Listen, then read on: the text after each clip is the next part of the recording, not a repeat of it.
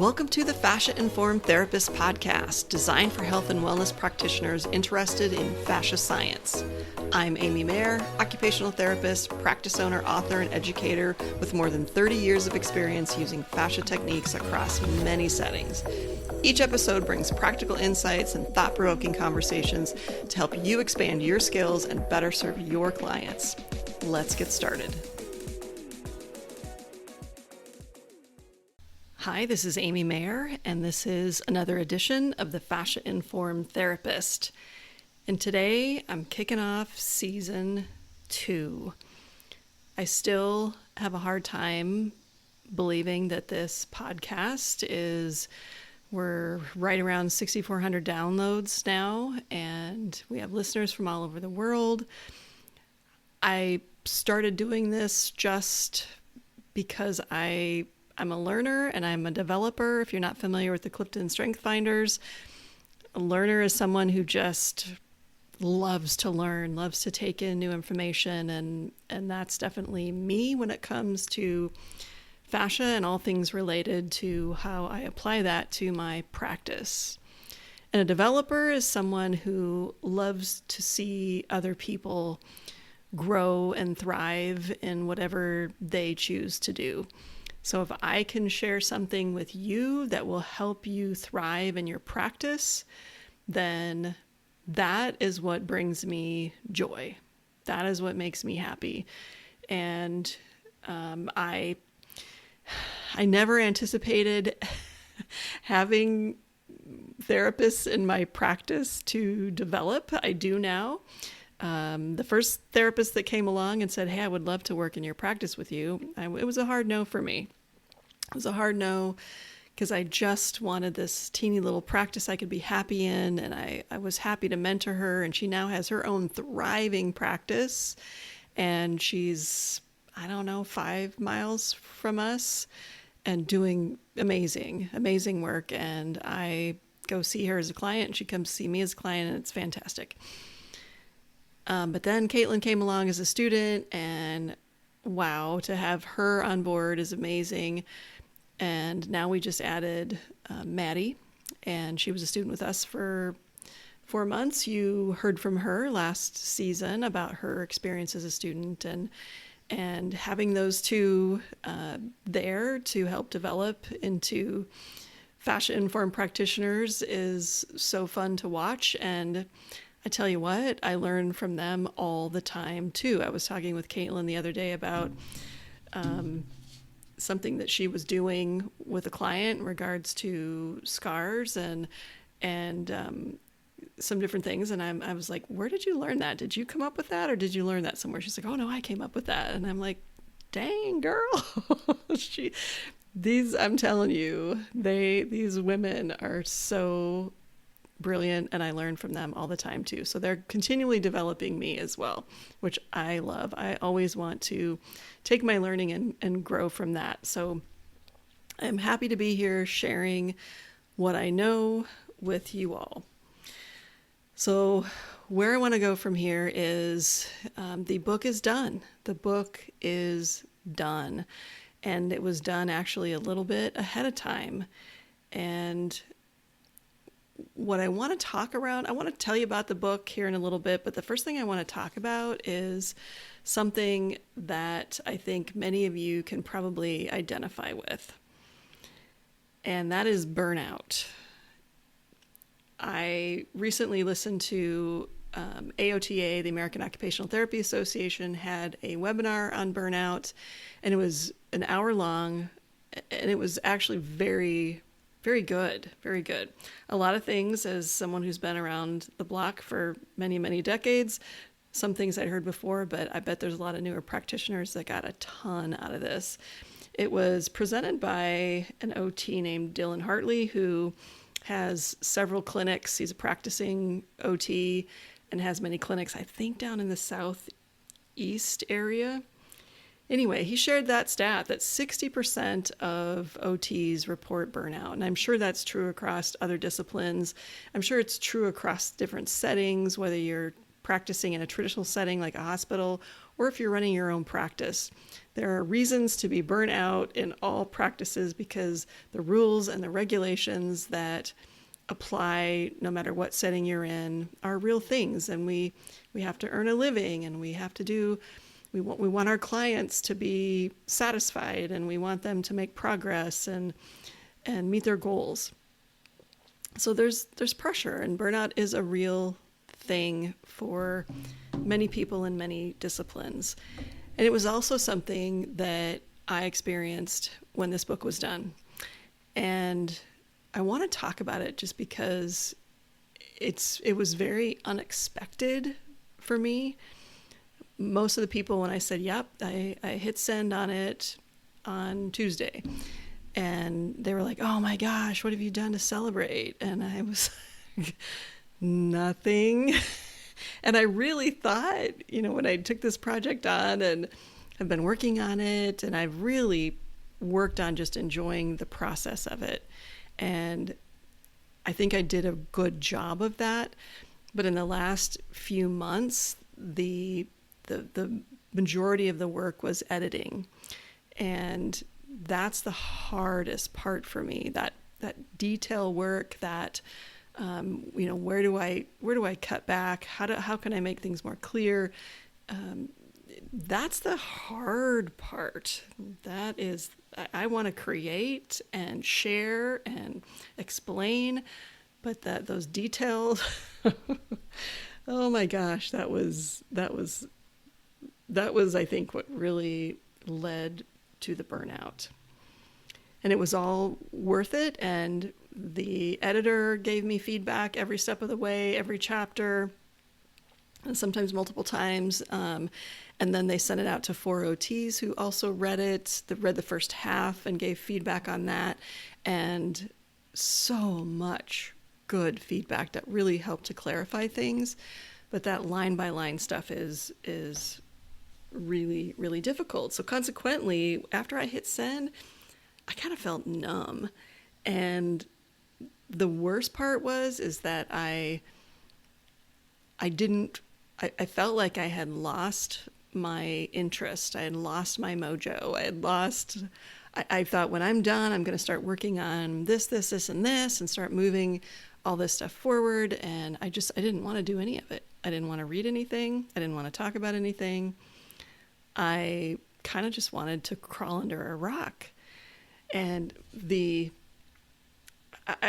want to read you a couple quotes from the AOTA seminar, and it might be available to rewatch it if you didn't make it, but they do have a whole lot of resources on their website too. One of the quotes that he shared from a psychologist was, a state of chronic stress that leads to physical and emotional exhaustion, cynicism, detachment, feelings of ineffectiveness, and lack of accomplishment. Writing 104,000 words is an accomplishment, and putting it in an organized fashion so that people can understand what you're trying to say is an accomplishment. It's when you are on a topic for so long, it's kind of like the forest for the trees kind of thing. And a lot of the readers were like, could you explain this a little bit more? Or you're explaining this, but you haven't explained the sub pieces of this yet. And when's that going to come? Or should it be done before? Forest for the trees. Totally. So I think I had those feelings of detachment, and I had those feelings of, is this good enough? Even though I poured my heart and soul into it, and so many things I've learned over 30 years, you're getting in one 10 chapter book. Is it going to be good enough? Is it really an accomplishment? It was a really weird sensation. And that feeling of not wanting to go do the next thing was so not me. I almost didn't recognize myself. And friends of mine are like, yeah, you're the person who's like juggling 17 things and loving it. And I gave myself a lot of grace. And I thought I was doing the right thing, because another quote that was in the AOTA was, an experience of chronic workplace stressors that haven't been successfully managed. So basically, he's saying that if we are managing things well, we shouldn't achieve burnout. Now, I don't know that I 100% agree with that. I think you can do a lot of things right. And I thought I was doing a lot of things right as I was trying to complete and finish, work on and complete the book. So I was taking fewer clients. I said no to a lot of clients that wanted to get on my schedule. And I said, I'm not taking new clients during this time. And Caitlin took all the new clients, and that was great for her. But so fewer clients. I delegated a lot more. When Maddie was here, I delegated a lot of the student training and orientation to Caitlin, and a lot of our behind the scenes kind of things to Caitlin. And she's going to be very well prepared to run her own practice at some point. Press pause on the podcast. That was hard to do because I did have those feelings like, oh my gosh, everybody's going to forget about me and the information I have to share. And it took so long to build it up. But I don't think that's going to happen. I don't think that's going to happen because even while the podcast was on pause, we were still climbing in downloads. And I think we're averaging probably around 90 listens an episode. And the last episode before this one, where I announced where I wasn't going to be doing it for a while, that's up to 189 downloads. So that's pretty cool. That made me excited to come back. It took me a week and a half, almost 2 weeks, to be excited to do anything. But that was another thing that I let go of. This episode of the Fascia-Informed Therapist is brought to you by me. I offer Fascia-Informed CE for health and wellness practitioners both online and in person. Whether you're looking for flexible self-paced courses or hands-on in-person workshops, you'll find evidence-based practical tools you can apply right away in your practice. Visit fasciainformed.com to explore upcoming offerings and take your next step as a fascia-informed therapist.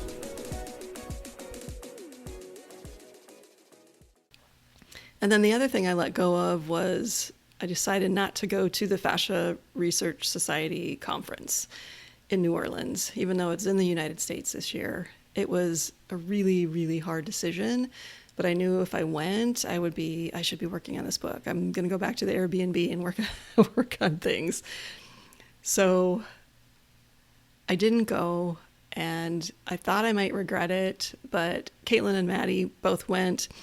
I'm interviewing Caitlin and Maddie separately to talk about what their highlights were, their takeaways for practice, and how it's shifted their thinking, and how they're going to apply what they learned to practice. And so that'll be upcoming episodes. So I did all those things. I thought I was doing it right, but I still felt pretty numb when I hit send on the book. And I just ended up giving myself a lot of grace. I didn't push myself to jump right back into work. And I know not everybody has that luxury. Not everybody has that luxury to press pause. I mean, as a private practice owner, you don't get vacation time. So I gave myself a couple weeks of vacation, I guess we say. And, that'll shake out financially wherever it shakes out. But I needed that. I needed it for my body. I needed it for my brain. My body is used to moving and doing and being active, and that much computer time was hard. It took me back to all the time that I was working at Creighton and was at my desk so much, especially during those grading times where you're at your desk so much, and my body felt it. So anyway, gave myself grace. The other thing that I decided to do to give myself even a little more grace was to reschedule the September continuing education event that we had talked about and even started to promote. And I did not want to do that. And let me take that back. I didn't have the energy to plan and really prepare the way that I like to prepare for things. But I went ahead and scheduled it anyway. And I told myself, I'll be fine. It'll come back. I'll be fine. And then I was having a conversation with a friend, and she was saying, do you really need to do that? What will happen or not happen if you choose to hold it? And would it be better to allow yourself to find your energy again and then maybe do it even better at a later date? So I took a few days and thought about that, and I decided to cancel it. Not to cancel it. It'll essentially rescheduled. And I don't like to have big events over the wintertime because you never know what's going to happen around here. So it'll probably be in March after the book is published and available, and we'll probably include a copy in the registration. So anyway, I feel like after a couple weeks, this is what I wanted to do. This is what I felt like doing, is getting the podcast ready and back online. And so here I am. And the only other thing I've really felt like doing is making announcements about Maddie joining us and helping her get her caseload going. But Caitlin's really taken on the brunt of that as well. Okay, so the other thing I wanted to talk about today is the book, and I can't share a ton of details about the book because the publisher just doesn't want too much out there so far ahead of publication date, because people could somehow try to replicate and beat us to publication, I guess. I can't imagine that there's going to be anything else out there like this. I think I've bought about every fascia book that has ever been published, and some of them touch on, here's different approaches that address fascia, here's different styles. There's a couple out there that are clinically based, but none are really targeted that I know to occupational therapy or our professions that kind of surround us: speech, PT, massage. So anyway, I intended this to be a very practical read. I tend to be very practical in my teaching, and I want to tell you the title. So the title is called The Occupational Therapy Practitioner's Guide to Fascia-Informed Practice: An Integrative Approach to Health and Wellness. And it's 10 chapters. And as I said earlier, it's just over 104,000 words. Don't let that scare you. Somebody asked me, did you ever think you were going to have enough words to finish a book? And I was like, well, when it's about fascia and how I use it in practice, yes, I think that I do. After almost 3.5 decades of practice and using fascia targeting techniques, yes, I have some things to say and share that I think will be helpful to other people. So the release date is supposed to be in March. I don't know exactly what date. And I really wanted to write it for the practitioner. And the editor wanted the publisher wanted it written for students. So it's a balance of that. But like I said earlier, I'm very practical. I want you to have something that is going to influence your clinical reasoning and will change your practice from day one. I want you to have skills. I want you to have things you can apply with your clients on day one after reading it. There's some step-by-step how-to type information in there. It's the balance I had to strike was it's a textbook, so I had to be slightly more formal than I would be otherwise. Because if you've taken one of my online courses, they tend to be pretty informal in terms of how I write. But they let me strike a balance with that because they gave me breakout boxes. And in the breakout boxes, I could write in my own voice and share my practice gems I could share, cases I could share. Here's what I see. Here's what I think about this. So there's a lot of that spread throughout in one of the chapters, and how to get your fascia-informed practice off the ground is, whether you're in a traditional or non-traditional setting. I have 6 OTs who I would definitely call fascia-informed practitioners, and they talk about how they use the science of the fascial system in their practices. So that is cool. So since it's targeted for students as well, it does come with an instructor manual, and it is the instructor manual that I would want if I was going to teach a course around this topic or related to this topic. It has learning objectives. It has a map of the ACOTE standards to the learning objectives and all the ACOTE standards that it hits in this course. That is a massive time saver for an academic. It has the layout as if I was teaching a 12-week course, here's how I would lay it out, and here's activities that I would do in each course, in each class period that go with each chapter. Then there's learning activity ideas that can go with each of the chapters.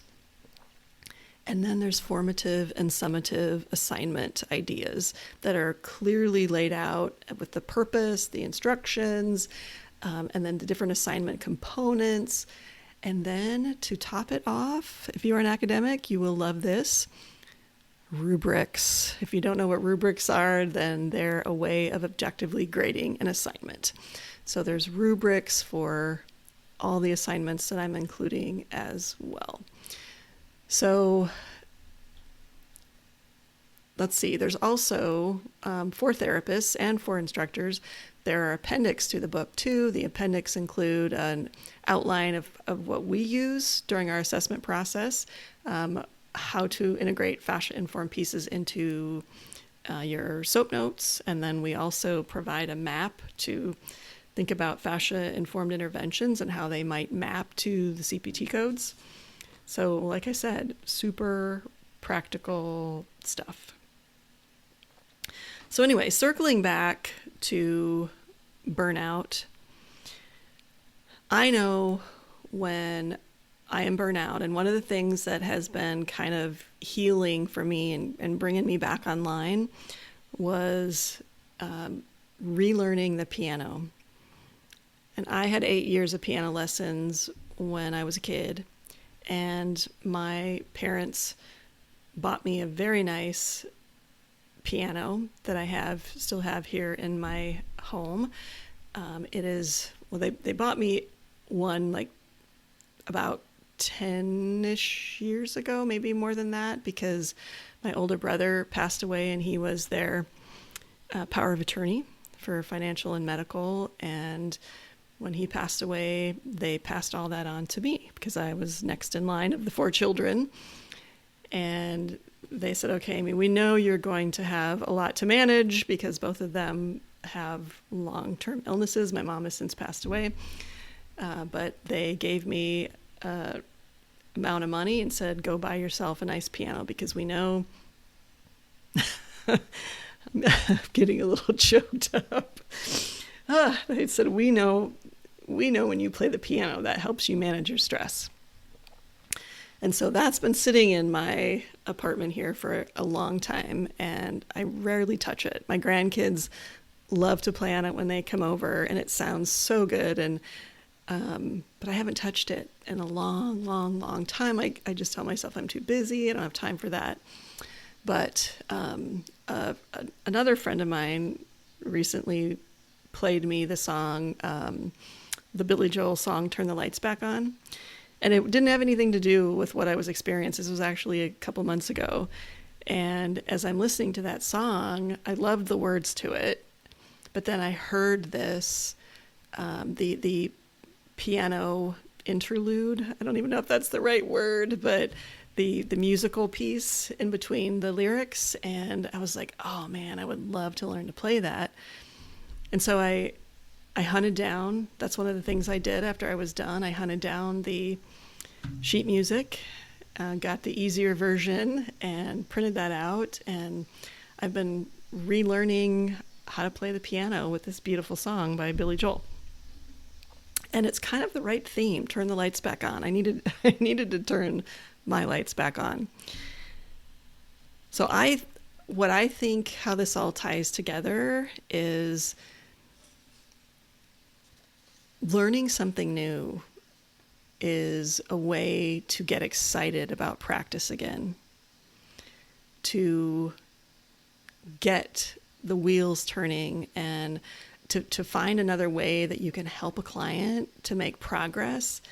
That's what we got into practice for in the first place. All of us who go into these helping professions, because, we're not making a ton of money in a lot of the professions that we're in, the helping professions, but where we really find our joy is making a difference. So what I'm hoping is, if there are a lot of therapists out there that are feeling burnt out, that this book is something that will help them, that will give them a new perspective, help them find new strategies and new ways to make a difference and empower your clients. So that's essentially what I wanted to cover today. I do want to put it out there. I'm going to do this every episode because I want this to reach more people. If you found this podcast and other ones that you've heard from us, because I have people that support me to help me do this, I would be grateful if you would leave a rating or a review, because it will help other people find us and join the Fascia-Informed conversation. So here's to advancing practice, one Fascia-Informed step at a time. You've been listening to the Fascia-Informed Therapist Podcast. Be sure to subscribe so you don't miss new episodes. And if you'd like to go deeper, check out my continuing education courses, both online and in person. You can find them at fasciainformed.com. Thanks for listening, and I look forward to next time.